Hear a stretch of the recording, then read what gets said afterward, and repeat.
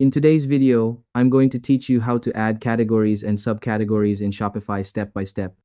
Whether you want to organize your store better, make navigation easier for customers, or create a clean menu structure that looks professional, this simple guide will walk you through everything you need to know. First, log into your Shopify admin dashboard and make sure you're on the home screen. Once you're there, look at the left-hand menu and click on Content, then select Menus.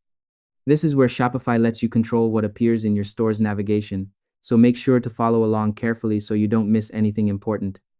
Next, you'll see your main menu, which usually includes default items like Home, Catalog, and Contact. Click on Main Menu to start editing it. Here, you have two options. You can either add subcategories under existing menu items, or you can create a brand new main category and then add subcategories under it. In this example, we're going to create a fresh new main category.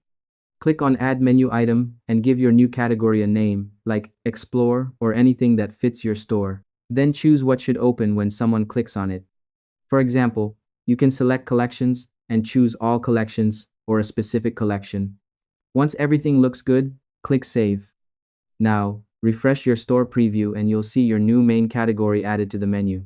But what if you want subcategories under it? Let's do that next. To add subcategories, click Add Menu Item again. This time, name it something like Men, choose Collections, and then select your men's collection. Click Save. Repeat the same steps to add another subcategory, like Women, and link it to the women's collection. At this point, you'll notice the subcategories aren't nested yet. To fix this, simply click and hold the menu item, then drag it slightly to the right and place it under the main category. Do the same for the second subcategory. Once they're positioned correctly, click Save again. Once everything is saved, go back to your store and refresh the page. After that, you should see your main category with subcategories neatly displayed underneath it. You can repeat this process to add more subcategories, or even create deeper navigation if your store needs it. And that's all there is to it.